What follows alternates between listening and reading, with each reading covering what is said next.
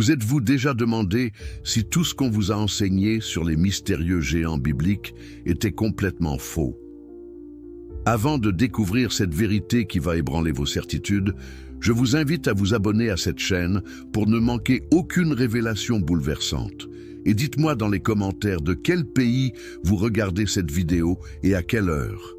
Cela m'aide énormément à comprendre notre communauté mondiale de chercheurs de vérité. Et si vous êtes sur mobile, un petit pouce en l'air aide vraiment beaucoup à faire découvrir ce contenu à plus de personnes qui cherchent des réponses authentiques. Imaginez un instant que les créatures les plus énigmatiques de toute la Bible, ces Néphilins dont on parle à voix basse depuis des millénaires, ces géants nés prétendument de l'union interdite entre des anges et des femmes humaines, ne soient rien d'autre qu'une construction mythologique manipulée par le pouvoir religieux. Et si le philosophe le plus dangereux de l'histoire occidentale, celui qu'on a excommunié, persécuté et censuré précisément parce qu'il osait dire la vérité, avait complètement démoli cette légende avec la froide précision de la logique pure? Baruch Spinoza n'était pas simplement un philosophe parmi d'autres. C'était un homme qui a payé le prix ultime de l'honnêteté intellectuelle dans un monde dominé par la superstition et le contrôle religieux.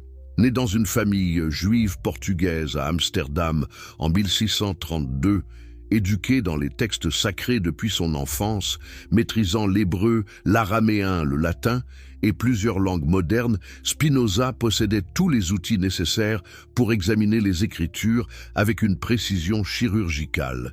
Et ce qu'il a découvert a terrifié les autorités religieuses de toute confession. Mais commençons par le commencement. Que dit exactement ce passage mystérieux de la Genèse qui a obsédé théologiens et mystiques pendant des siècles?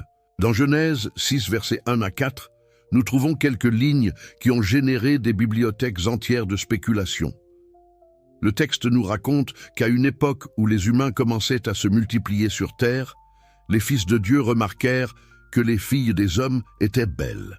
Ils les prirent donc pour épouses, choisissant celles qui leur plaisaient.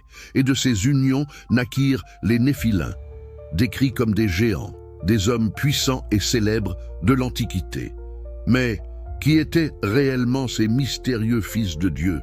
Pendant des siècles, l'interprétation dominante affirmait sans hésitation qu'il s'agissait d'anges déchus, de créatures célestes qui avaient abandonné leur nature divine pour satisfaire des désirs charnels avec des mortels.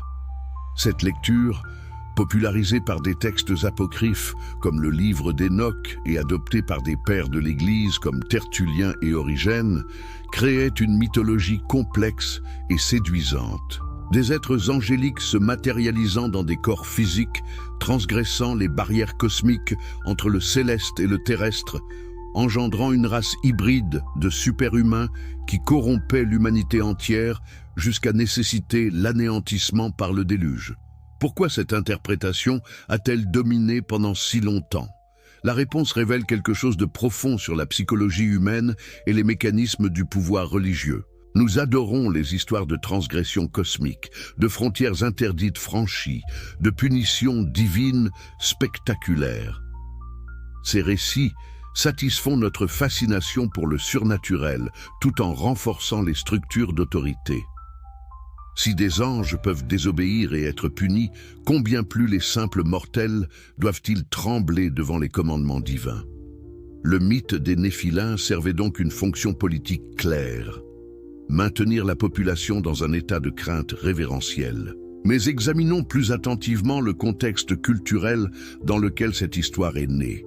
Le Proche-Orient ancien débordait de mythologies similaires. Les Sumériens racontaient des histoires d'Anunnaki, ces dieux descendant sur terre.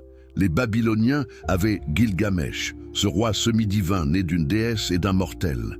Les Cananéens, voisins directs des Hébreux, possédaient leur propre récit de divinité s'accouplant avec des humains. Est-ce une coïncidence que le peuple hébreu, vivant au milieu de ces cultures, ait développé une histoire presque identique? Ou est-ce la preuve évidente que nous assistons à un phénomène universel de construction mythologique? Les auteurs de la Genèse, écrivant probablement pendant ou après l'exil babylonien au VIe siècle avant notre ère, avait été exposé à toute la richesse narrative de la Mésopotamie.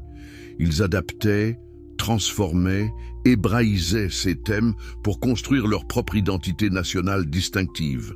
La mention des Néphilins n'est pas une révélation divine tombée du ciel, mais une incorporation créative d'éléments mythologiques régionaux dans une narration qui servait à expliquer l'origine du mal catastrophique justifiant le déluge. Remarquez la structure narrative. Juste avant l'histoire de Noé et du déluge, nous avons ces quelques versets sur les Néphilins. Leur fonction est claire, établir que l'humanité était devenue si corrompue, si mélangée avec des éléments contre nature, que seule une destruction totale pouvait purifier la création. C'est une technique narrative classique, intensifier le mal pour justifier la réponse divine. Mais est-ce de l'histoire ou de la théologie manipulatrice déguisée en chronique? Spinoza regardait tout cela avec l'œil froid du rationaliste. Dans son œuvre révolutionnaire, le Tractatus Theologico-Politicus, publié anonymement en 1670, il a posé les fondations de l'étude biblique critique moderne. Son argument était aussi simple qu'il était révolutionnaire. La Bible doit être lue exactement comme n'importe quel autre texte ancien. Nous devons examiner qui l'a écrite, quand, dans quel contexte historique et politique, avec quelles intentions. Nous ne devons pas présupposer son inspiration divine, mais la prouver par analyse rationnelle. Et quand nous appliquons cette méthode, que découvrons-nous? Spinoza découvrit que les écritures hébraïques sont des compositions humaines, produites de multiples auteurs sur plusieurs siècles, reflétant les préoccupations politiques et culturelles de leurs époques respectives. Le Pentateuque n'a pas été écrit par Moïse, comme le prétendait la tradition. C'est une compilation de sources différentes, reconnaissables par leur style distinct, leurs contradictions internes et leurs anachronismes historiques. Cette conclusion, qui semble évidente aujourd'hui aux chercheurs bibliques, était absolument scandaleuse au XVIIe siècle. Elle démolissait l'autorité absolue sur laquelle reposait tout l'édifice religieux. Mais Spinoza allait encore plus loin. Il ne se contentait pas de montrer l'origine humaine des textes. Il s'attaquait aux concepts métaphysiques eux-mêmes. Toute sa philosophie reposait sur une idée révolutionnaire. Il n'existe qu'une seule substance dans l'univers, et cette substance est Dieu ou la nature. Deux mots pour la même réalité.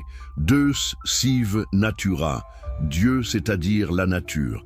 Cette équation détruisait d'un coup toute la structure traditionnelle qui séparait le créateur de sa création, le surnaturel du naturel, le divin du mondain. Comprenez-vous l'implication dévastatrice pour les Néphilins? Si Dieu et la nature sont identiques, si tout ce qui existe est une modification de cette substance unique opérant selon des lois nécessaires et éternelles, alors il ne peut pas exister d'ange comme entité séparée capable de se matérialiser et de se reproduire. Les anges, dans le système spinoziste, ne peuvent être au mieux que des modes de pensée, des idées, pas des créatures physiques dotées de corps et de désirs sexuels. L'idée même de fils de Dieu descendant pour engrosser des femmes humaines devient une absurdité métaphysique. Spinoza était impitoyable avec les prétendus miracles. Pour lui, ce que les gens appellent miracles ne sont que des événements naturels mal compris, exagérés par l'imagination superstitieuse et amplifiés par la transmission orale. La nature opère selon des lois fixes et immuables. Rien ne peut violer ou suspendre ces lois parce qu'elles sont l'expression même de la nature divine. Prétendre qu'un miracle viole les lois naturelles revient à dire que Dieu se contredit lui-même, ce qui est logiquement impossible. Alors, comment expliquait-il les récits bibliques de prodiges? Spinoza était précis. Ces histoires reflètent soit l'ignorance scientifique des auteurs anciens qui ne comprenaient pas les phénomènes naturels, soit des exagérations délibérées pour impressionner et contrôler les masses. Le récit des Néphilins entre parfaitement dans cette catégorie. Ce n'est pas de l'histoire factuelle, mais de la mythologie culturelle servant des objectifs politiques et religieux.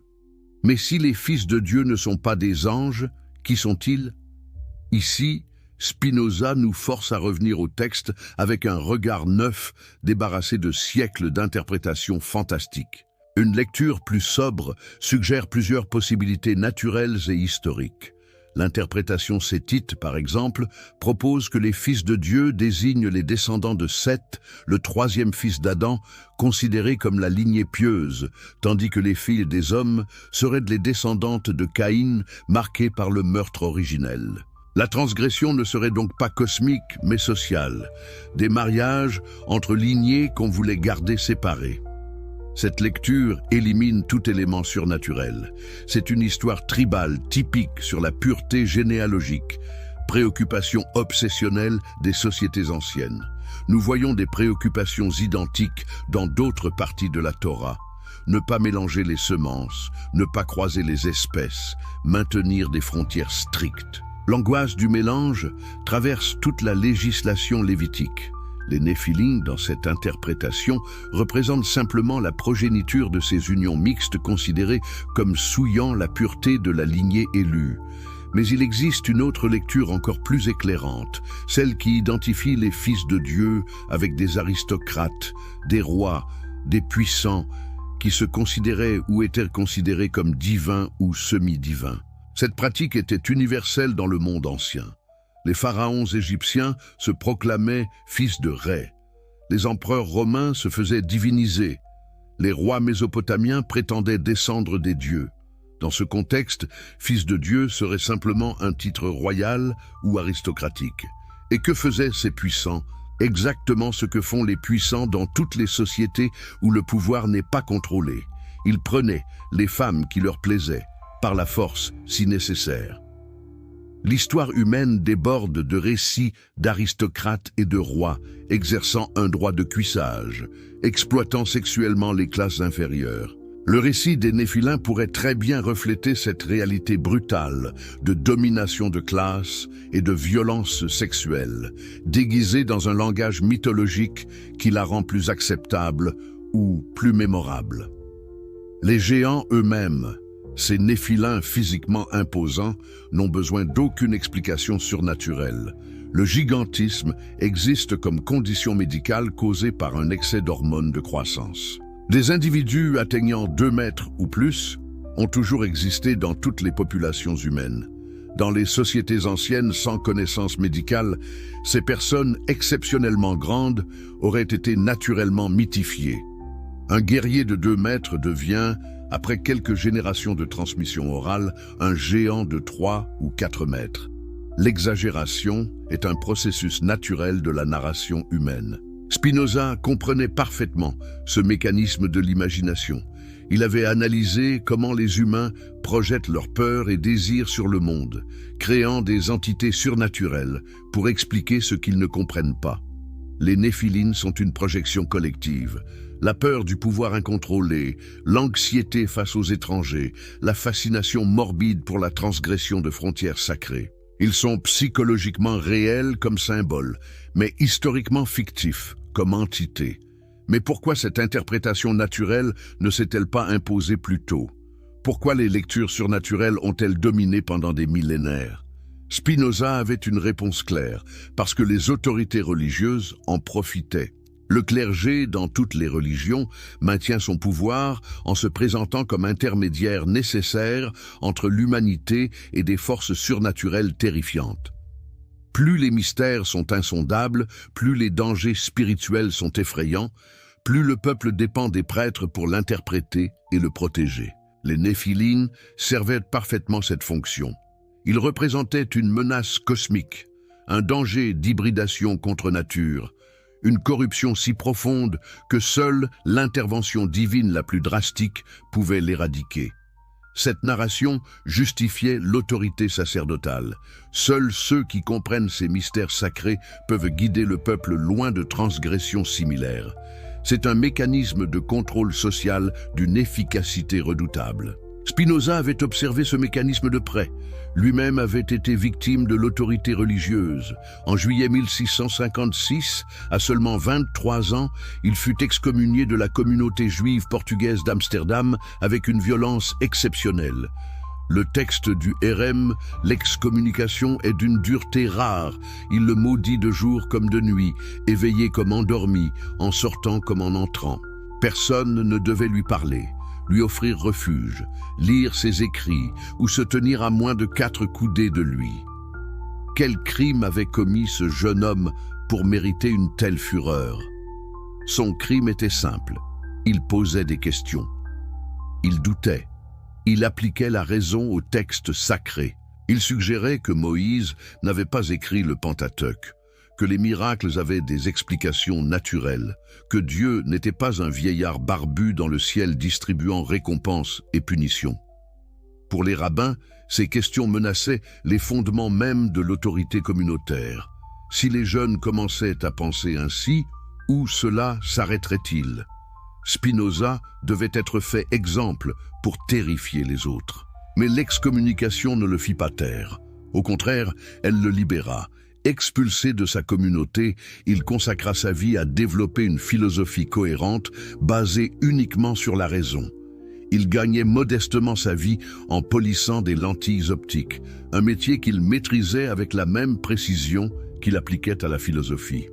Et dans sa petite chambre, il écrivait les textes qui allaient révolutionner la pensée occidentale. Son Éthique, œuvre maîtresse publiée après sa mort, démontrait géométriquement comment tout découle nécessairement de la nature divine. Il n'y a pas de libre arbitre au sens traditionnel, pas de Dieu personnel qui intervient capricieusement, pas d'anges et de démons manipulant les affaires humaines. Il n'y a que la nature infinie se déployant selon ses lois éternelles. Nous sommes des modes de cette substance unique, déterminée mais capable de comprendre notre détermination, et ainsi d'atteindre une forme supérieure de liberté par la connaissance. Appliquons maintenant cette vision à notre problème des néphilins. Dans l'univers spinoziste, quelle place reste-t-il pour des anges reproducteurs? Aucune. Les anges, s'ils signifient quelque chose, ne peuvent être que des métaphores pour les idées ou les lois naturelles, certainement pas des entités corporelles dotées d'organes reproducteurs. L'idée même qu'un être immatériel puisse se matérialiser pour avoir des rapports sexuels viole les principes les plus fondamentaux de la métaphysique spinoziste. Mais Spinoza va encore plus loin, en examinant pourquoi les humains croient à de telles impossibilités. Dans son analyse de l'imagination et des passions, il explique que nous projetons constamment nos propres attributs sur le monde. Nous imaginons Dieu comme un roi magnanime ou un juge sévère, parce que nous ne pouvons pas concevoir l'infini autrement qu'à travers nos catégories finies. Nous peuplons l'univers d'anges et de démons parce que nous personnifions les forces que nous ne comprenons pas. Les Néphilim sont donc une parfaite illustration de ce que Spinoza appelait la connaissance du premier genre, l'imagination confuse qui mélange nos perceptions limitées avec la réalité et crée des fictions que nous prenons pour des vérités. La progression vers la sagesse exige de s'élever au-dessus de cette imagination vers la raison, qui comprend les causes réelles, puis finalement vers l'intuition, qui saisit directement comment tout découle nécessairement de Dieu. Examinons maintenant plus attentivement le texte biblique lui-même. Le passage de Genèse 6 sur les Néphilins est remarquablement bref, à peine 4 versets, et son hébreu est notoirement difficile. Les traducteurs ont lutté pendant des siècles pour en extraire un sens cohérent. Le mot Néphilim lui-même est obscur. Vient-il du verbe naphal, tomber, suggérant des êtres tombés ou déchus, ou désigne-t-il simplement des géants, comme le suggère la traduction grecque des Septante qui utilise gigantes? Cette incertitude textuelle est déjà révélatrice. Si ce passage contenait vraiment une révélation divine cruciale sur une corruption cosmique nécessitant le déluge, ne serait-il pas formulé plus clairement? L'obscurité et la brièveté du texte suggèrent plutôt un fragment, peut-être un résumé d'une légende plus longue qui s'est perdue, ou une insertion éditoriale tardive pour connecter des traditions disparates. Les critiques textuelles modernes, suivant la méthode inaugurée par Spinoza, ont identifié ce passage comme appartenant probablement à la source J, l'une des multiples traditions combinées dans la Genèse finale. Cette source J, ou yaviste, date probablement du Xe ou IXe siècle avant notre ère et se caractérise par son anthropomorphisme. Dieu y apparaît très humain, se promenant dans le jardin, sentant les odeurs de sacrifice, regrettant ses décisions. C'est dans ce contexte littéraire que la mention des fils de Dieu prenant des femmes humaines fait le plus sens, comme partie d'une cosmologie encore très proche des mythologies environnantes. Mais même si nous acceptons ce passage comme historiquement authentique, reflétant des croyances réelles du premier millénaire avant notre ère, cela ne nous oblige en rien à accepter ces croyances comme vraies. C'est ici que la distinction spinoziste entre étudier ce que la Bible dit et accepter ce qu'elle dit devient cruciale. Nous pouvons reconnaître que les anciens Israélites croyaient en des fils de Dieu s'accouplant avec des humaines, tout comme les Grecs croyaient que Zeus prenait forme animale pour séduire des mortels sans pour autant accepter ces histoires comme des faits. La comparaison avec la mythologie grecque est d'ailleurs instructive. Personne aujourd'hui, même parmi les croyants les plus fondamentalistes, ne pense que Zeus s'est réellement transformé en cygne pour violer Léda, ou qu'Héraclès était littéralement le fils de Zeus et d'Alcmène. Ces histoires sont universellement reconnues comme des mythes, des expressions symboliques de vérité psychologique ou morale peut-être, mais certainement pas des chroniques historiques. Pourquoi alors traiter les récits bibliques différemment? Quelle logique justifie d'appliquer le scepticisme aux mythes grecs tout en acceptant littéralement les mythes hébreux? Spinoza aurait répondu qu'aucune logique ne le justifie. C'est purement une question de pouvoir institutionnel et d'endoctrinement culturel. Les églises et synagogues ont maintenu leur autorité en insistant sur le caractère unique et divinement révélé de leurs écritures. Mais une fois que nous appliquons la méthode critique de manière cohérente, cette distinction s'effondre. Les néphilins bibliques et les titans grecs appartiennent à la même catégorie, mythologie ancienne reflétant les préoccupations et les cosmologies de sociétés disparues. Mais alors, objectera-t-on, pourquoi la Bible a-t-elle survécu et continue d'être prise au sérieux alors que personne ne consulte plus l'Iliade pour comprendre la météorologie? Spinoza avait une réponse sophistiquée. La Bible, malgré ses nombreux mythes et erreurs historiques, contient aussi une sagesse morale profonde, particulièrement dans ses commandements d'aimer son prochain et de pratiquer la justice. Cette dimension éthique lui donne une valeur durable qui transcende ses imperfections cosmologiques, mais nous devons soigneusement séparer le noyau éthique valable de l'enveloppe mythologique obsolète. Nous pouvons honorer le commandement de ne pas tuer tout en rejetant l'historicité du déluge. Nous pouvons pratiquer la charité tout en reconnaissant que les néphilins sont des fictions. C'est cette séparation que Spinoza tentait d'opérer. Et c'est précisément ce qui le rendait si dangereux pour les orthodoxies établies. Considérons maintenant les conséquences théologiques de rejeter la littéralité des néphilins. Si cette histoire est mythologique, qu'est-ce que cela implique pour d'autres récits bibliques? Où traçons-nous la ligne entre mythe et histoire? C'est la pente glissante que craignaient les adversaires de Spinoza. Si les néphilins ne sont pas réels, qu'en est-il de la chute d'Adam, du serpent parlant, de la tour de Babel? Une fois que nous commençons à appliquer le scalpel critique, combien du texte sacré survivra? Spinoza n'évitait pas cette question. Sa réponse était radicale. Nous devons être prêts à suivre la raison où qu'elle nous mène, même si cela signifie abandonner des croyances profondément enracinées. La vérité n'a pas besoin de notre protection. Elle ne sera pas diminuée si nous rejetons des fables anciennes. Au contraire, notre compréhension de Dieu, de la nature et de nous-mêmes sera purifiée et approfondie. Pour Spinoza, le vrai Dieu n'est pas menacé par notre rejet des néphilins, parce que Dieu n'est pas le personnage anthropomorphe des récits bibliques. Dieu est la substance infinie dont tout découle nécessairement. Dieu est les lois éternelles de la nature. Dieu est l'ordre rationnel sous-jacent à toute réalité. Comprendre que les anges ne peuvent pas se reproduire avec des humaines n'affaiblit pas Dieu. Cela purifie notre conception du divin en l'élevant au-dessus des projections humaines primitives. Mais cette purification a un coût psychologique que Spinoza reconnaissait. Les humains trouvent du confort dans les récits simples de bien contre mal, d'anges contre démons, d'intervention divine et de justice cosmique. Abandonner ces histoires peut créer un sentiment de vertige métaphysique. Si l'univers n'est que nature opérant selon des lois aveugles, où trouvons-nous du sens? Comment nous comportons-nous moralement sans la crainte du jugement divin ou l'espoir de récompenses célestes? La réponse de Spinoza est l'une de ses contributions les plus profondes à la philosophie. Nous trouvons le sens et la moralité non pas dans l'obéissance à des commandements arbitraires soutenus par menaces surnaturelles, mais dans la compréhension de notre propre nature et de ce qui nous fait vraiment prospérer. L'éthique spinoziste est basée sur la notion de conatus, l'effort de chaque chose pour persévérer dans son être et augmenter sa puissance d'agir et de penser. Ce qui est véritablement bon pour nous, c'est ce qui augmente notre puissance, notre capacité à comprendre et à agir rationnellement.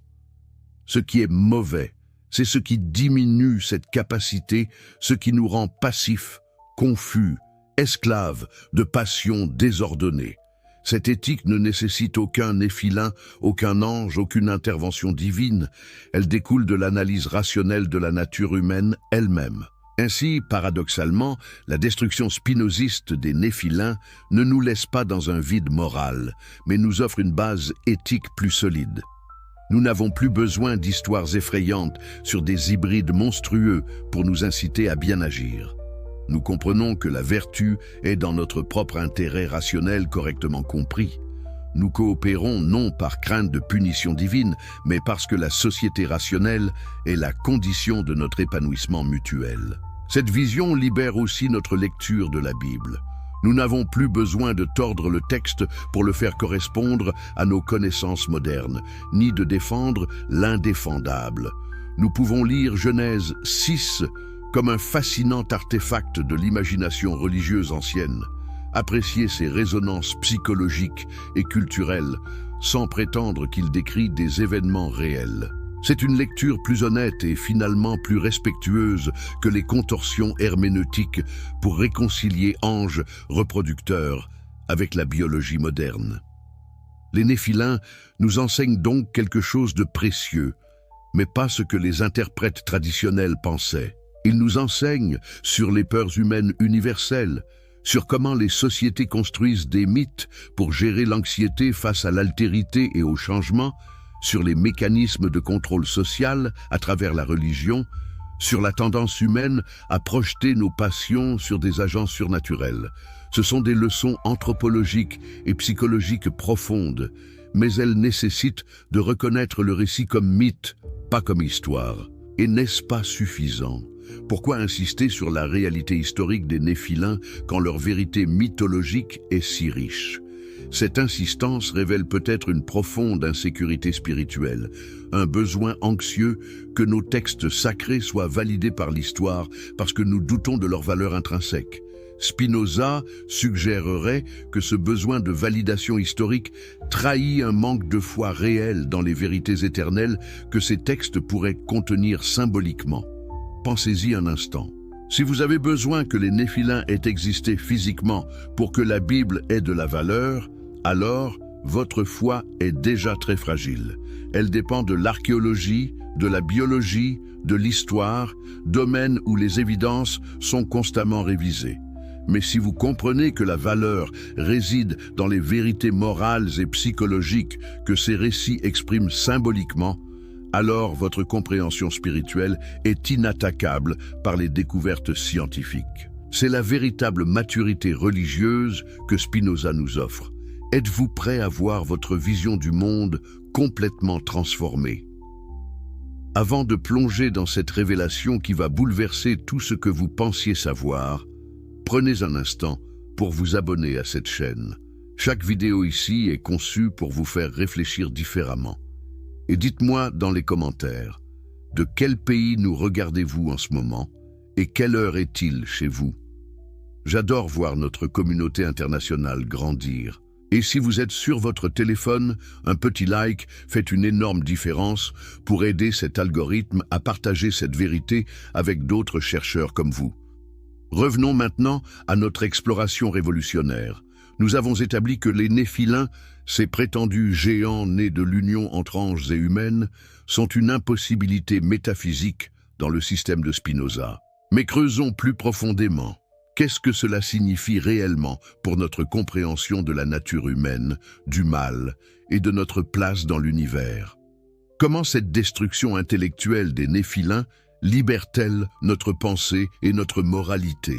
Commençons par examiner plus attentivement la question du mal. Dans la théologie traditionnelle, les Néphilims servaient une fonction cruciale dans l'explication du mal. Ils représentaient une corruption si extraordinaire, si contre nature, qu'elle nécessitait une intervention divine catastrophique pour être éradiquée.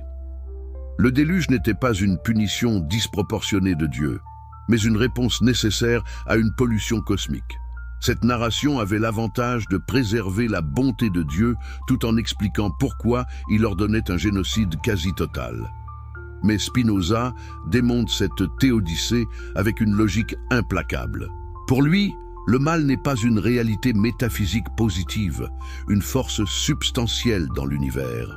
Le mal est simplement l'absence de bien, une privation, une inadéquation. Quand nous appelons quelque chose mauvais, nous exprimons seulement qu'elle ne correspond pas à notre idée de ce qu'elle devrait être.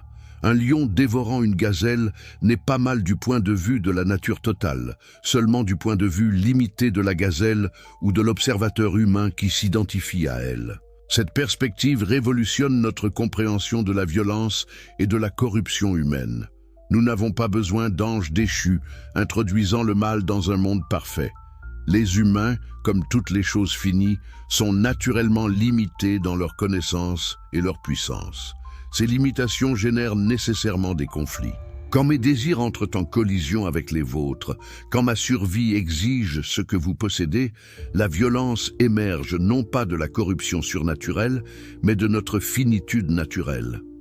Les Néphilims, dans cette relecture spinoziste, symbolisent donc quelque chose de profondément vrai, mais complètement naturel, l'émergence de structures de pouvoir oppressives quand certains humains dominent d'autres par la force.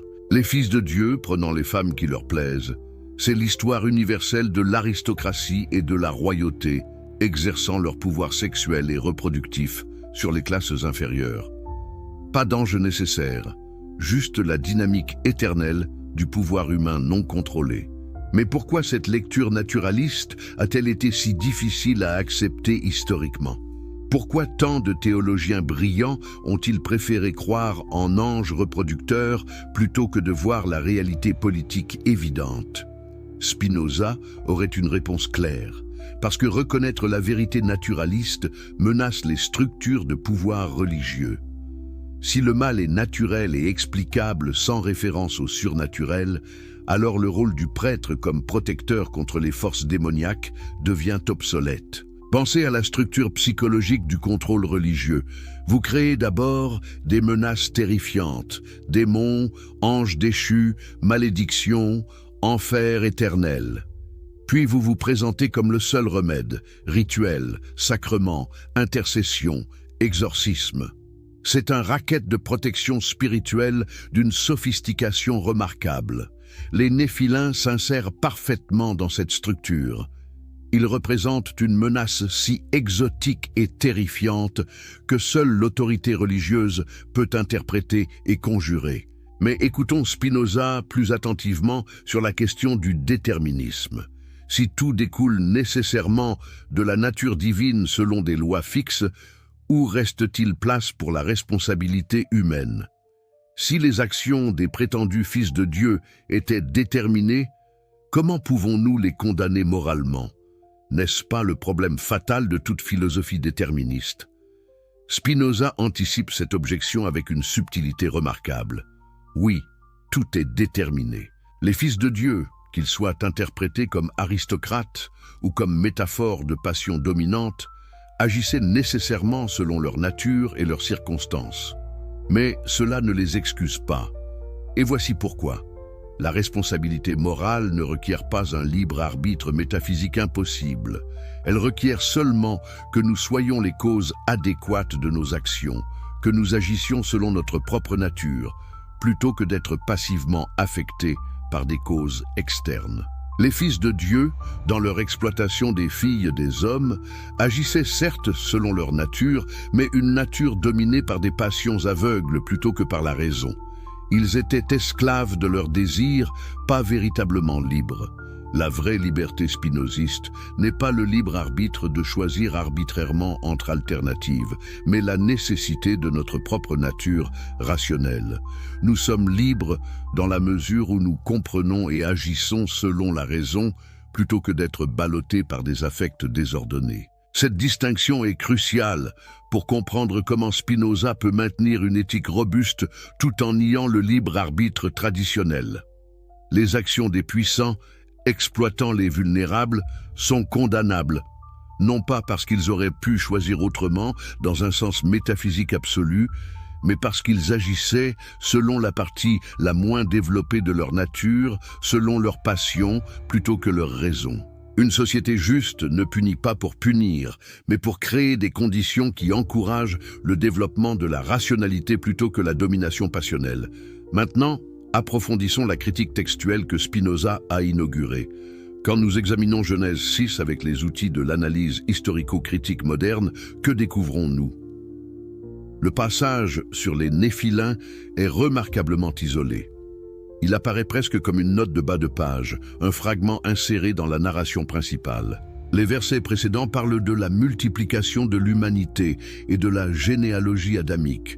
Les versets suivants introduisent la corruption de la terre et la décision divine d'envoyer le déluge. Les Néphilins semblent presque incongrus, comme s'ils avaient été insérés d'une source différente. Les érudits bibliques modernes ont identifié plusieurs sources composant le Pentateuque. La source J ou Yaviste, datant probablement du Xe siècle avant notre ère, se caractérise par son anthropomorphisme et son style narratif vivant. La source E ou Éloïste, légèrement plus tardive, utilise le nom Elohim pour Dieu et présente une théologie plus distancée. La source P ou sacerdotale, issue de la période post-exilique, est obsédée par les rituels, les généalogies et la pureté. La source D ou deutéronomiste compile le tout avec une perspective théologique distinctive. Le passage des Néphilins appartient probablement à la source J, mais même au sein de cette source, il semble anormal. Pourquoi? Parce qu'il introduit des éléments mythologiques qui ne sont pas développés ailleurs dans le récit yahviste. Les fils de Dieu apparaissent une fois, engendrent les Néphilins, puis disparaissent complètement. Ils ne sont pas mentionnés dans le déluge, ni dans aucun récit subséquent. C'est comme si l'auteur avait inséré une référence à une légende connue sans l'intégrer pleinement dans sa narration. Cette observation textuelle soutient l'interprétation spinoziste. Si ce passage contenait vraiment une révélation divine cruciale sur la nature du mal cosmique, ne serait-il pas central à toute la théologie biblique? Ne retrouverions-nous pas les Néphilins dans les prophètes, dans les psaumes, dans les écrits de sagesse? Leur absence, presque totale du reste de la Bible hébraïque, suggère qu'ils étaient une note culturelle mineure, peut-être une référence à une mythologie locale que les compilateurs ont préservée sans lui donner d'importance théologique majeure. Seuls les textes apocryphes tardifs, particulièrement le livre d'Enoch, écrit pendant la période hellénistique, plusieurs siècles après l'exil, ont développé l'histoire des Néphilins en une mythologie élaborée. Enoch décrit en détail comment 200 anges, appelés veilleurs, descendirent sur le mont Hermon, jurèrent un pacte mutuel, prirent des femmes humaines et leur enseignèrent des connaissances interdites, métallurgie, cosmétique, sorcellerie, astrologie. Leurs enfants, géants, dévorèrent toutes les ressources de la terre et même commencèrent à dévorer les humains, forçant Dieu à intervenir avec le déluge. Mais reconnaissons ce que représente ce texte. Enoch n'est pas une expansion inspirée d'une vérité divine révélée dans Genèse. C'est une fantaisie apocalyptique tardive, écrite dans un contexte de résistance juive contre l'hellénisation, utilisant des mythes anciens pour exprimer des anxiétés contemporaines sur la corruption culturelle et la transgression de frontières. C'est de la fan-fiction théologique, pas de l'histoire sacrée. Et pourtant, cette fanfiction a profondément influencé le christianisme primitif et continue de captiver les imaginations modernes. Pourquoi Enoch a-t-il eu tant d'influence malgré son exclusion du canon juif et son acceptation seulement dans quelques traditions chrétiennes comme l'Église éthiopienne? Parce qu'il offrait ce que le texte canonique sobre de Genèse ne fournissait pas, un récit détaillé, dramatique, satisfaisant l'appétit humain pour les histoires de transgression cosmique et de jugement divin. C'est exactement le genre de récit que Spinoza nous met en garde de confondre avec la vérité. Spinoza aurait vu Enoch comme l'exemple parfait de comment l'imagination religieuse, libérée des contraintes de la raison, prolifère en fantasmes de plus en plus élaborés. Un fragment mythologique de 4 versets devient, dans les mains d'écrivains apocalyptiques, une cosmologie entière de rébellions angéliques, de secrets interdits, de géants cannibales et de jugements divins hiérarchisés. Chaque génération ajoute des couches supplémentaires jusqu'à ce que le simple noyau original soit enterré sous des strates de spéculation fantastique. Mais examinons aussi les implications psychologiques de la mythologie des Néphilins. Que révèle notre fascination persistante pour ces histoires sur la psyché humaine? Jung aurait parlé d'archétypes. Les anges représentent l'esprit, les humains la matière, et leur union interdite symbolise la transgression de frontières psychiques. Les géants hybrides représentent peut-être des aspects de nous-mêmes que nous percevons comme monstrueux. Ces parties de notre psyché qui semblent trop grandes, trop puissantes, incontrôlables. Spinoza, bien avant Jung, comprenait que nous projetons nos conflits internes sur des drames cosmiques externes. Les fils de Dieu désirant les filles des hommes, c'est peut-être l'expression mythologique de nos propres conflits entre raison et passion, entre nos aspirations spirituelles et nos désirs corporels. Nous nous sentons déchirés entre différentes parties de nous-mêmes et nous externalisons ce conflit en histoire d'anges tombant par désir charnel. Les Néphilins eux-mêmes, ces géants hybrides, représentent peut-être notre peur de ce qui émerge quand nous permettons à nos passions de dominer notre raison. Ils sont les monstres que nous créons quand nous laissons les aspects les moins développés de notre nature prendre le contrôle. Dans cette lecture psychologique, l'histoire contient une vérité profonde, mais pas historique. C'est une vérité sur la condition humaine universelle, exprimée dans le langage du mythe. Cette interprétation psychologique est-elle compatible avec la philosophie de Spinoza? Absolument. Spinoza a développé une psychologie sophistiquée des affects bien avant Freud. Il comprenait que nous sommes tiraillés entre différentes passions, que nous rationalisons nos désirs, que nous nous trompons sur nos propres motivations. Les Néphilins, comme symbole de passion débridée, créant des conséquences monstrueuses, s'alignent parfaitement avec l'éthique spinoziste. Mais Spinoza insisterait sur un point crucial. Reconnaître la vérité psychologique d'un mythe ne nous oblige pas à accepter sa réalité historique ou métaphysique. Nous pouvons apprécier la puissance symbolique des Néphilins tout en reconnaissant qu'aucun ange ne s'est jamais accouplé avec une humaine. La vérité du symbole et la vérité de l'histoire sont des catégories différentes qui ne doivent pas être confondues. Maintenant, considérons les implications politiques de la désmythification des Néphilins. Spinoza vivait dans la République néerlandaise du XVIIe siècle, une société remarquablement tolérante pour son époque, mais encore profondément influencée par l'autorité religieuse. Il voyait comment les églises utilisaient la peur du surnaturel pour contrôler les populations et justifier leur propre pouvoir. Son Tractatus Theologico-Politicus n'était pas simplement un exercice d'exégèse biblique, c'était un manifeste politique pour la séparation de l'Église et de l'État. Le mythe des Néphilins, et plus généralement tous les récits de corruption surnaturelle et de jugement divin, servaient des fonctions politiques claires. Ils établissaient que l'humanité était fondamentalement dépravée et incapable de se gouverner sans guidance divine, guidance que bien sûr seuls les prêtres et théologiens pouvaient interpréter. Ils justifiaient des lois sévères et une surveillance constante au nom de la prévention de transgressions similaires. Ils maintenaient la population dans un état de dépendance anxieuse envers l'autorité religieuse.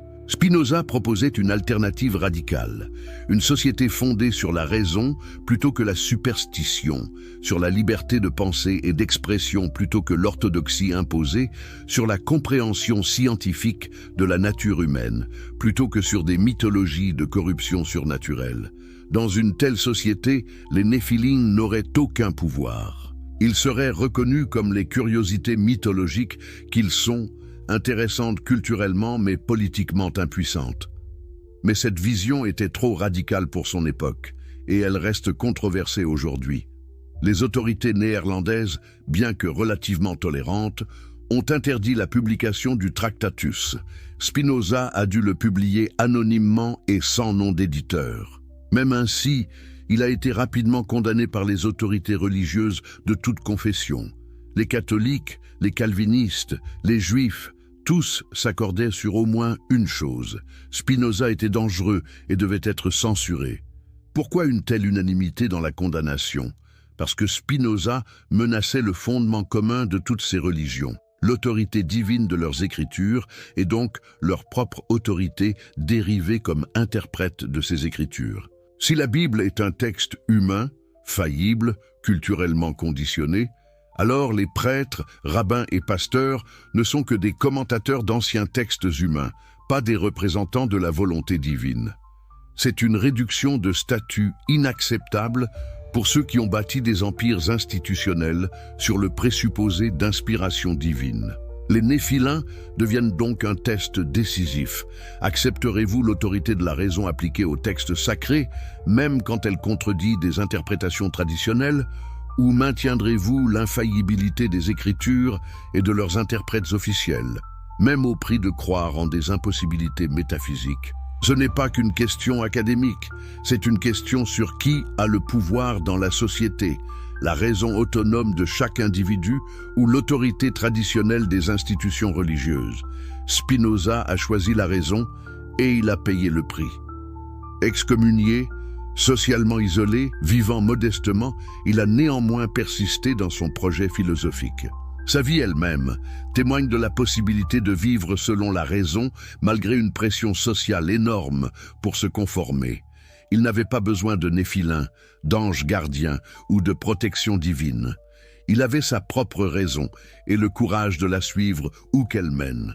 Cette vie philosophique indépendante est-elle accessible à tous?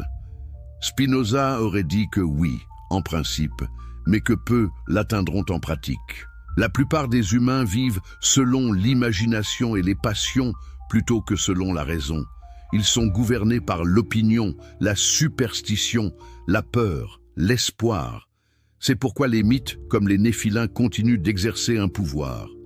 Ils parlent à cette partie non rationnelle de nous-mêmes qui préfère des histoires dramatiques à des analyses sobres. Mais pour ceux qui aspirent à la sagesse, pour ceux qui sont prêts à faire l'effort intellectuel et moral nécessaire, une autre voie existe. C'est la voie de la connaissance adéquate, de la compréhension des causes réelles, de la libération progressive des superstitions qui nous enchaînent. Sur cette voie, les Néphilim et toutes les créatures surnaturelles similaires tombent comme des écailles des yeux. Nous voyons le monde tel qu'il est réellement. Une nature infinie, se déployant selon des lois nécessaires, sans anges, sans démons, sans intervention miraculeuse. Cette vision désenchantée du monde est-elle désespérante? Beaucoup l'ont pensé. Les critiques de Spinoza l'ont accusé d'athéisme, de nihilisme, de détruire les bases de la moralité et du sens. Si Dieu n'est qu'un autre nom pour la nature, si aucun jugement divin ne nous attend, si nous sommes simplement des modes passagers d'une substance éternelle, pourquoi vivre moralement? Pourquoi ne pas céder à toutes nos impulsions puisqu'il n'y a pas de Néphilim déchu à craindre d'imiter ni de paradis à gagner? La réponse de Spinoza est l'un des arguments les plus puissants de toute l'histoire de la philosophie morale. Nous vivons moralement non pas par peur de punition ou espoir de récompense, mais parce que comprendre véritablement notre nature révèle que la vertu est dans notre propre intérêt. Qu'est-ce qui est vraiment bon pour un être humain ? Non pas les plaisirs transitoires que procurent les passions satisfaites, mais la joie durable qui vient de la connaissance, de l'amitié rationnelle, de l'activité créative, de la vie en société harmonieuse. Les Néphilins représentent le contraire de cette vie bonne. Ils symbolisent la domination par la force, la satisfaction de désirs immédiats, sans considération des conséquences, l'exploitation d'autrui pour le plaisir personnel. Même interprétés symboliquement plutôt qu'historiquement, ils nous montrent un chemin que nous ne devrions pas suivre. Mais pas parce que Dieu nous punira, mais parce que ce chemin diminue notre propre puissance et notre propre joie. Considérons un fils de Dieu, qu'il soit ange ou aristocrate, prenant par force une femme qui lui plaît. Dans le moment, il satisfait son désir. Mais que gagne-t-il vraiment ? Il se rend esclave de cette passion. Il crée de la souffrance chez sa victime et probablement chez d'autres. Il s'isole dans une bulle de pouvoir qui empêche toute relation authentique. Il vit dans la peur constante que d'autres plus forts lui fassent ce qu'il fait aux faibles. Sa vie est appauvrie, pas enrichie, par cette prétendue satisfaction de ses désirs. La véritable sagesse spinoziste révèle que le bonheur authentique ne vient jamais de la domination ou de l'exploitation. Il vient de la compréhension, de l'amour intellectuel de Dieu, c'est-à-dire de la nature, de la coopération rationnelle avec d'autres chercheurs de sagesse. C'est une vision éthique qui n'a besoin d'aucun néphilim, d'aucun ange, d'aucune révélation surnaturelle. Elle découle simplement de l'analyse rationnelle de ce que signifie être humain et de ce qui nous permet vraiment de prospérer. Mais approfondissons encore la question métaphysique.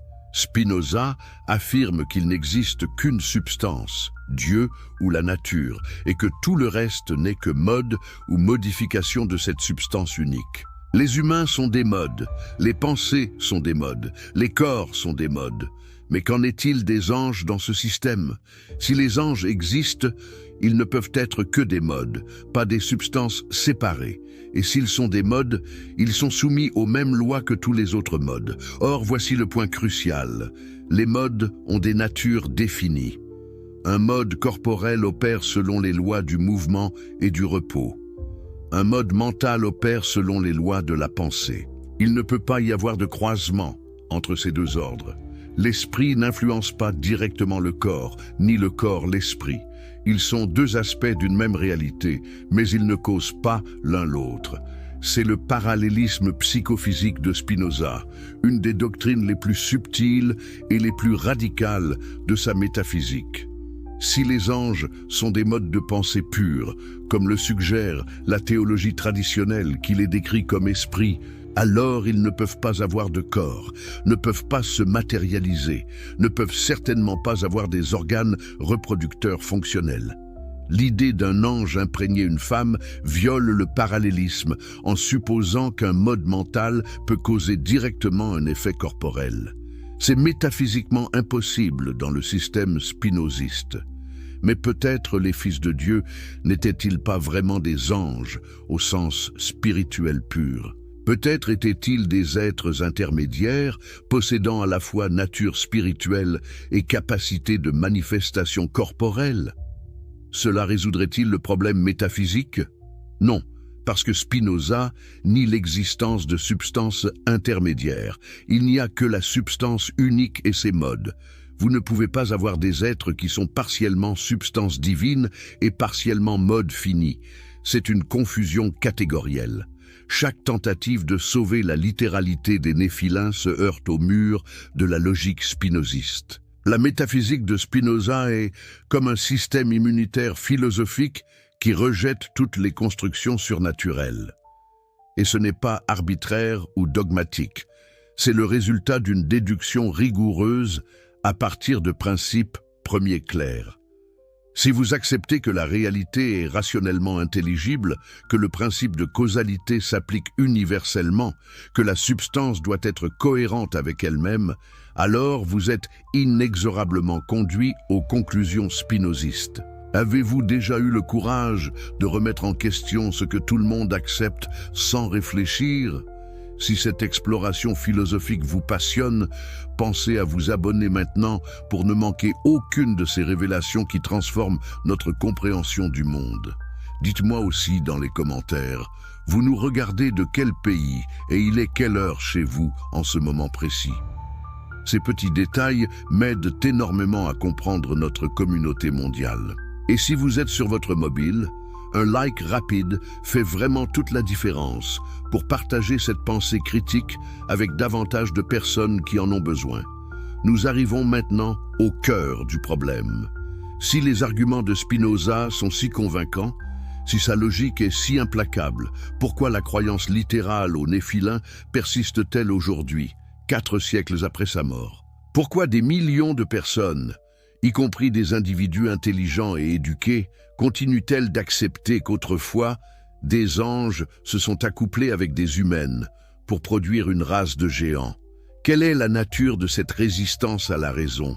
La réponse nous révèle quelque chose de profond et troublant sur la psychologie humaine et les structures sociales qui façonnent nos croyances. Spinoza lui-même avait identifié les mécanismes de cette résistance dans son analyse des passions et du pouvoir. Les humains, observait-il, ne sont pas naturellement rationnels. Nous sommes des êtres de passion gouvernés par nos affects, nos peurs, nos espoirs, nos désirs. La raison n'est qu'une petite partie de notre nature, constamment menacée d'être submergée par les marées émotionnelles qui nous traversent. Quand nous naissons dans une tradition religieuse, nous absorbons ces récits non pas comme des hypothèses à examiner, mais comme des vérités fondamentales qui définissent notre identité même. Les Néphilins ne sont pas simplement une histoire parmi d'autres. Ils font partie d'une cosmologie totale qui explique qui nous sommes, d'où nous venons, comment le mal est entré dans le monde, pourquoi Dieu a dû intervenir avec violence. Remettre en question les Néphilins, c'est commencer à défaire tout l'édifice, et cela provoque une anxiété existentielle profonde. Pensez-y un instant. Si vous avez passé votre vie entière à croire que la Bible est la parole infaillible de Dieu, que chaque récit qu'elle contient décrit des événements réels, alors accepter que les Néphilins sont mythologiques ouvre une boîte de Pandore. Qu'est-ce qui est réel et qu'est-ce qui est mythe? Adam et Ève, le serpent parlant, la tour de Babel, l'exode d'Égypte, la résurrection, où tracez-vous la ligne? Et si vous ne pouvez pas tracer une ligne claire et défendable, alors peut-être tout s'effondre-t-il. Cette peur n'est pas irrationnelle au sens où elle serait incompréhensible. C'est une peur très rationnelle, de perdre son ancrage identitaire et communautaire. Spinoza comprenait cela. Il avait lui-même vécu l'excommunication, la rupture totale avec sa communauté d'origine. Il savait à quel point c'est douloureux de se tenir seul avec sa raison contre le poids écrasant de la tradition et de l'opinion collective. La plupart des gens n'ont tout simplement pas la force psychologique pour supporter cette solitude intellectuelle. Mais il y a plus que la peur individuelle. Il y a les structures institutionnelles qui ont un intérêt matériel direct à maintenir les croyances traditionnelles. Les églises, les mosquées, les synagogues, toutes les institutions religieuses organisées dépendent de leur autorité pour interpréter les écritures sacrées. Cette autorité repose sur le présupposé que ces écritures sont divinement inspirées et contiennent des vérités inaccessibles à la raison humaine non guidée. Si n'importe qui peut lire la Bible rationnellement et conclure que les Néphilins sont mythologiques, alors à quoi servent les théologiens professionnels? Spinoza menaçait donc directement les revenus, le statut social et le pouvoir politique des classes sacerdotales. Ce n'est pas une coïncidence si son Tractatus a été interdit, si ses œuvres ont été mises à l'index par l'Église catholique, si des sermons entiers ont été prêchés contre lui, si son nom est devenu synonyme d'athéisme et d'immoralité pendant des siècles. C'était une campagne délibérée de diffamation menée par ceux qui avaient le plus à perdre de ses idées. Et cette campagne a été remarquablement efficace. Pendant près de 2 siècles après sa mort, Spinoza était persona non grata dans les cercles intellectuels respectables. On pouvait le lire en secret, on pouvait être influencé par lui, mais on ne pouvait pas l'avouer publiquement, sans risquer sa réputation et sa carrière. Ce n'est qu'au XIXe siècle, avec la montée du libéralisme et de la critique biblique historique, que Spinoza a commencé à être réhabilité et reconnu comme le génie qu'il était. Mais même aujourd'hui, même dans nos sociétés supposément éclairées et scientifiques, les idées de Spinoza restent profondément controversées. Pourquoi? Parce que les mêmes structures de pouvoir persistent sous des formes modernisées. Les institutions religieuses ont peut-être moins de pouvoir politique direct qu'au XVIIe siècle, mais elles conservent une influence culturelle énorme. Et elles continuent de résister à toute analyse critique de leurs textes fondateurs. Observez le fondamentalisme religieux moderne. Est-ce un retour à une foi primitive et innocente? Non, c'est une réaction défensive consciente contre la modernité rationaliste. Les fondamentalistes ne sont pas ignorants de la science et de la critique historique. Au contraire, beaucoup sont très bien éduqués, mais ils ont fait un choix délibéré de rejeter ces méthodologies quand elles menacent leurs croyances centrales. C'est une forme de résistance idéologique, pas d'ignorance, et cette résistance s'est sophistiquée. Les fondamentalistes modernes ne se contentent pas d'affirmer que les néphilins ont existé. Ils produisent des pseudo-arguments pour le démontrer. Ils citent des légendes de géants provenant de diverses cultures comme preuve de leur réalité historique. Ils interprètent mal des découvertes archéologiques. Ils créent des documentaires qui imitent la forme de la recherche scientifique tout en violant systématiquement sa méthodologie. C'est du théâtre épistémologique, une performance de rationalité sans contenu rationnel réel. Mais pourquoi ce théâtre est-il nécessaire? Pourquoi ne pas simplement dire que les néphilins sont un article de foi qui transcende la raison? Parce que même les fondamentalistes reconnaissent implicitement l'autorité de la science et de la raison dans notre monde moderne. Ils ne peuvent plus simplement dire « croyez » parce que c'est écrit. Ils doivent prétendre avoir des preuves, des arguments, des confirmations empiriques, mais ces prétentions s'effondrent sous le moindre examen critique. Spinoza avait prévu exactement cette situation. Dans le Tractatus, il observe que ceux qui sont déterminés à maintenir des croyances irrationnelles développeront toujours des rationalisations pour les défendre. Ils tordront le langage, ils manipuleront la logique, ils sélectionneront les données qui confirment leurs préjugés et ignoreront tout le reste. Ce n'est pas de la recherche honnête de vérité. C'est de la défense avocate d'une position déjà établie. Mais soyons honnêtes et reconnaissons quelque chose d'important. La résistance aux idées de Spinoza ne vient pas seulement des religieux traditionnels. Elle vient aussi de philosophes, de penseurs qui trouvent sa vision du monde trop austère, trop déterministe, trop impersonnelle. Ils l'accusent de réduire l'humanité à de simples rouages dans une machine cosmique, d'éliminer la liberté réelle, de rendre la vie absurde et dénuée de sens. Ces critiques méritent une réponse sérieuse parce qu'elles touchent à des inquiétudes légitimes. Vivons-nous vraiment mieux en abandonnant les néphilins et tout le reste? Gagnons-nous quelque chose qui compense la perte du sens traditionnel? Spinoza dirait oui, absolument, et voici pourquoi. Ce que nous perdons en abandonnant les mythes, nous le gagnons 100 fois en clarté, en honnêteté intellectuelle et en liberté authentique. La clarté d'abord. Quand nous arrêtons de chercher des explications surnaturelles et que nous nous concentrons sur les causes naturelles, notre compréhension du monde devient immensément plus cohérente. Nous ne devons plus jongler avec des catégories contradictoires, essayant de réconcilier des anges matériels avec les lois de la biologie, des miracles avec les lois de la nature, une providence divine avec l'existence du mal. Tout s'unifie dans une vision cohérente de la nature, opérant selon des lois compréhensibles. L'honnêteté intellectuelle ensuite. N'y a-t-il pas quelque chose de profondément libérateur à dire simplement je ne sais pas plutôt que d'inventer des explications fantastiques? Nous ne comprenons pas encore tous les mécanismes de la conscience, de l'origine de la vie, de l'émergence de l'ordre dans l'univers.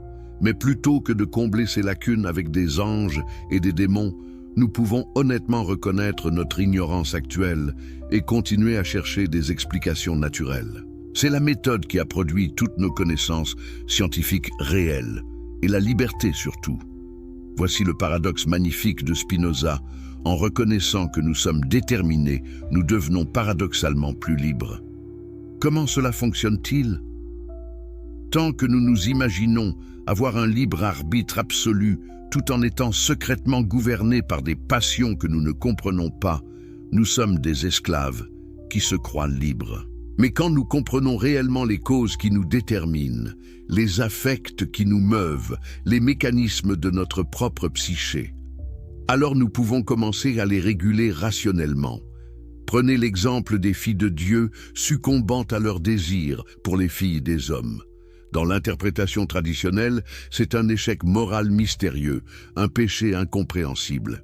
Pourquoi des êtres angéliques abandonneraient-ils leur nature céleste pour des plaisirs charnels?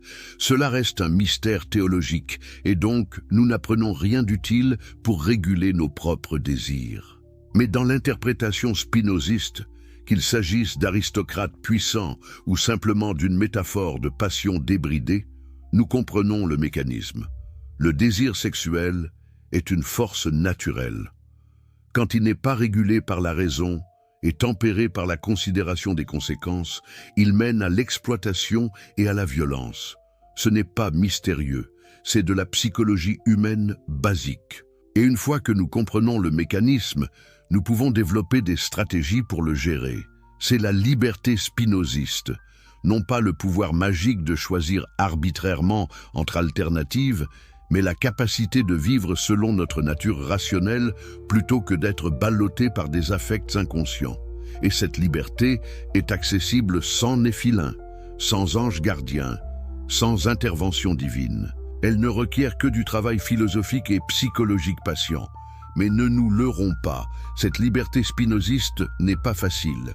Elle demande un effort constant d'auto-examen, une volonté de confronter des vérités inconfortables sur nous-mêmes, un courage de vivre sans les béquilles psychologiques que la religion traditionnelle fournit.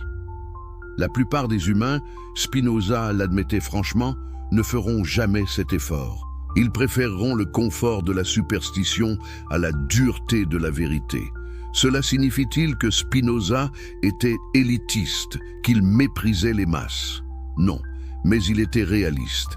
Il observait simplement que différentes personnes ont différentes capacités et différentes motivations. Tout le monde ne deviendra pas philosophe, et ce n'est pas grave. Mais pour ceux qui ont la capacité et le désir, la voie est ouverte. Et même ceux qui ne peuvent pas atteindre la sagesse complète peuvent bénéficier d'une société organisée selon des principes rationnels plutôt que superstitieux. Et voici quelque chose de crucial que Spinoza comprenait. Nous n'avons pas besoin que tout le monde abandonne les néphilins pour construire une société meilleure. Nous avons seulement besoin que suffisamment de personnes, particulièrement celles en position de pouvoir et d'influence, adoptent une approche rationnelle et tolérante. Nous avons besoin de lois basées sur la compréhension de la nature humaine réelle plutôt que sur des fantasmes théologiques. Nous avons besoin de liberté d'expression et de pensée pour que les idées puissent être débattues ouvertement. La société néerlandaise du temps de Spinoza approchait cet idéal, du moins partiellement. C'était la société la plus tolérante d'Europe, accueillant des réfugiés de persécutions religieuses, permettant une relative liberté de publication, séparant dans une certaine mesure les affaires civiles de l'autorité ecclésiastique. Ce n'est pas une coïncidence si c'est dans cette société que Spinoza a pu développer et publier ses idées, même s'il a dû affronter de l'hostilité. Mais même dans cette société relativement tolérante, les idées de Spinoza était trop radical. Son appel à une séparation complète de l'Église et de l'État, à la liberté absolue de philosopher, à l'étude purement scientifique des Écritures, tout cela allait trop loin pour la plupart de ses contemporains. Les autorités ont interdit le Tractatus peu après sa publication. Spinoza est devenu plus prudent, reportant la publication de son Éthique jusqu'après sa mort prévue. Pourquoi ce retrait? Spinoza était-il lâche? Absolument pas. Mais il était stratégique. Il comprenait qu'être martyrisé ne servirait à rien. Mieux valait vivre discrètement, continuer son travail philosophique et faire confiance que ses idées survivraient après lui pour inspirer les générations futures. Et il avait raison. Ses œuvres ont survécu, ont été lues en secret par les esprits les plus brillants d'Europe et ont lentement transformé la culture intellectuelle occidentale. Aujourd'hui, 4 siècles plus tard, vivons-nous dans le monde que Spinoza espérait? Partiellement. Nous avons la liberté d'expression dans de nombreuses sociétés, du moins théoriquement. Nous avons la critique biblique historique comme discipline académique établie. Nous avons la séparation de l'Église et de l'État dans de nombreux pays. Nous avons la science comme méthodologie dominante pour comprendre le monde naturel. Tout cela représente des victoires partielles pour la vision spinoziste. Mais nous avons aussi des résistances persistantes.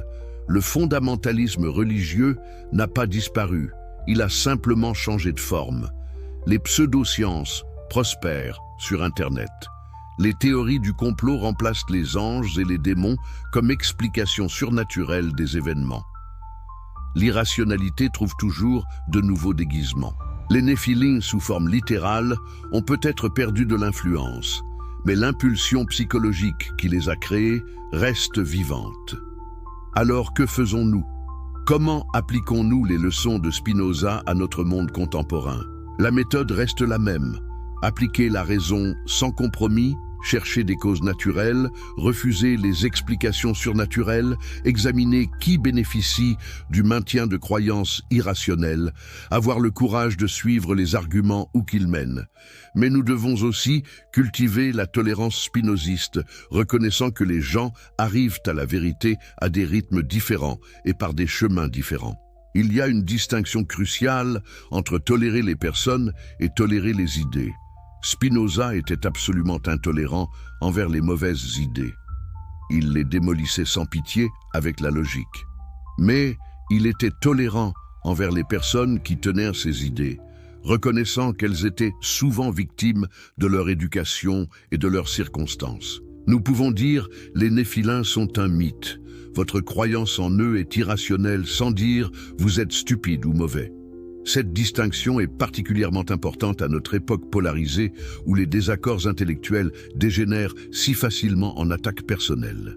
Nous pouvons fermement défendre la raison et la science tout en respectant les personnes qui n'y sont pas encore parvenues. C'est l'équilibre délicat que Spinoza a réussi et c'est ce que nous devons viser. Maintenant, explorons les implications pratiques de vivre sans néphilins, sans anges, sans intervention divine. Comment structurez-vous une vie éthique dans un univers purement naturel? Pour Spinoza, la réponse commence par la compréhension de notre propre nature. Nous sommes des modes finis de la substance infinie. Notre essence est le conatus, l'effort pour persévérer dans notre être et augmenter notre puissance d'agir et de penser. Qu'est-ce qui augmente vraiment notre puissance? Pas la domination des autres, pas l'accumulation de richesses au-delà du nécessaire, pas les plaisirs sensuels transitoires. Ce qui augmente notre puissance, c'est la connaissance adéquate, la compréhension vraie de nous-mêmes et du monde. C'est les relations basées sur la raison mutuelle plutôt que la passion ou la manipulation. C'est la participation à une société organisée rationnellement qui protège notre liberté de penser et d'agir. Les néphilins, dans leur expression mythologique, représentent exactement l'inverse de cette vie bonne. Ils symbolisent le pouvoir sans sagesse, la force sans contrôle rationnel, le désir sans considération des conséquences. Même si nous rejetons leur réalité historique, nous pouvons maintenir leur fonction symbolique comme avertissement.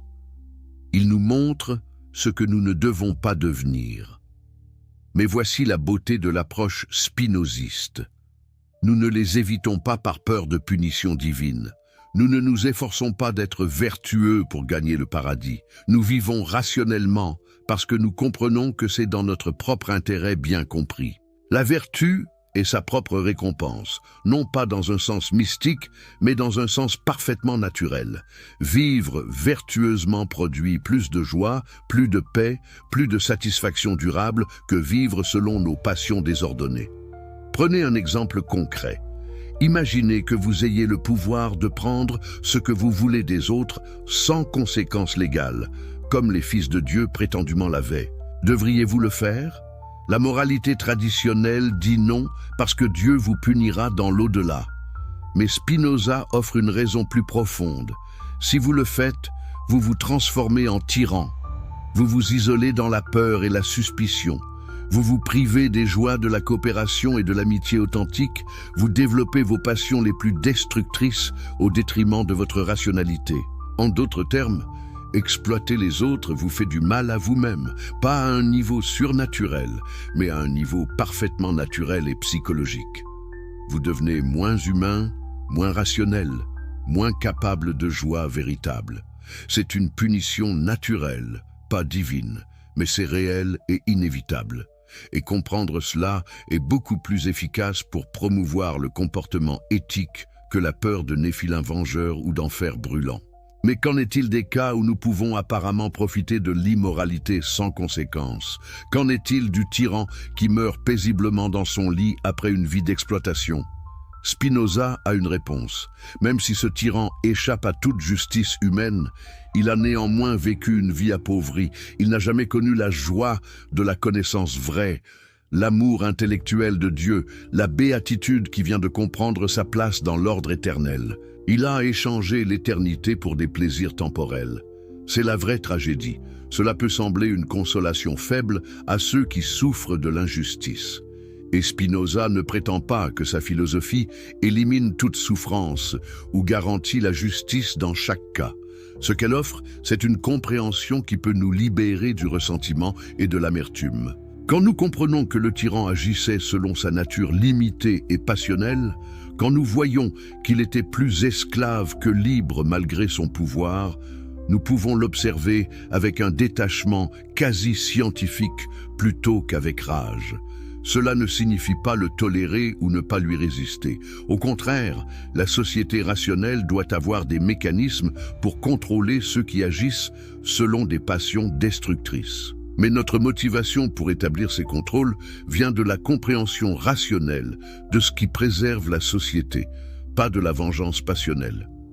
C'est une justice plus froide, mais finalement plus efficace. Vivons-nous dans un univers froid et impersonnel selon Spinoza? Oui et non. Oui, en ce sens que la nature ne se soucie pas personnellement de nous, qu'il n'y a pas de Dieu anthropomorphe veillant sur nous, répondant à nos prières, intervenant en notre faveur. Mais non, en ce sens que nous sommes des expressions de cette nature divine, des modes par lesquels Dieu se connaît lui-même. Nous sommes littéralement divins, non pas malgré notre naturalité, mais à travers elle. C'est une spiritualité radicalement différente de la religion traditionnelle, mais c'est néanmoins une spiritualité. L'amour intellectuel de Dieu dont parle Spinoza dans les dernières parties de l'Éthique n'est pas une métaphore sentimentale. C'est la joie qui vient de comprendre véritablement notre unité avec la totalité de la nature, de voir comment tout découle nécessairement et éternellement de l'essence divine. C'est une béatitude accessible, sans néphilin, sans miracle, sans révélation surnaturelle. Et cet amour intellectuel est immortel, dans un sens très précis. Non pas que notre conscience personnelle survive à la mort corporelle, Spinoza est clair là-dessus, mais que la vérité que nous comprenons est éternelle. Quand je comprends véritablement une vérité mathématique ou philosophique, je participe à quelque chose qui transcende mon existence temporelle. Cette idée vraie fait partie de l'intellect infini de Dieu et est donc éternelle. En ce sens, nous touchons à l'éternité, non pas après la mort, mais dans les moments de compréhension vraie pendant notre vie. C'est une vision profondément consolante pour ceux qui peuvent la saisir. Nous ne sommes pas des créatures éphémères dans un univers indifférent. Nous sommes des manifestations temporelles de la réalité éternelle. Et dans nos moments de compréhension rationnelle, nous transcendons notre temporalité. Les Néphilins et leurs histoires spectaculaires pâlissent en comparaison de cette dignité métaphysique réelle. Alors que gagnons-nous finalement en abandonnant les Néphilins? Nous gagnons la vérité, nous gagnons la cohérence, nous gagnons une base éthique qui ne dépend pas de mythologie contestable. Nous gagnons une spiritualité qui survit au désenchantement du monde. Nous gagnons la liberté de penser sans crainte de l'hérésie. Nous gagnons une voie vers la béatitude basée sur la compréhension plutôt que sur l'obéissance aveugle. Que perdons-nous? Nous perdons le réconfort de penser que l'univers est personnellement concerné par notre bien-être. Nous perdons la simplicité des explications surnaturelles. Nous perdons l'appartenance communautaire qui vient d'une foi partagée, non questionnée. Ce sont des pertes réelles, et Spinoza ne les minimisait pas. Mais il pensait que ce que nous gagnons vaut largement ce que nous perdons. Est-ce que tout le monde sera d'accord? Bien sûr que non. Beaucoup préféreront toujours le réconfort du mythe à la dureté de la vérité. Et dans une société libre et tolérante, ils ont le droit de faire ce choix. Ce que nous ne pouvons pas accepter, c'est qu'ils imposent leur mythe comme vérité incontestable, qu'ils utilisent le pouvoir politique pour forcer les autres à feindre de croire, qu'ils censurent et persécutent ceux qui pensent différemment.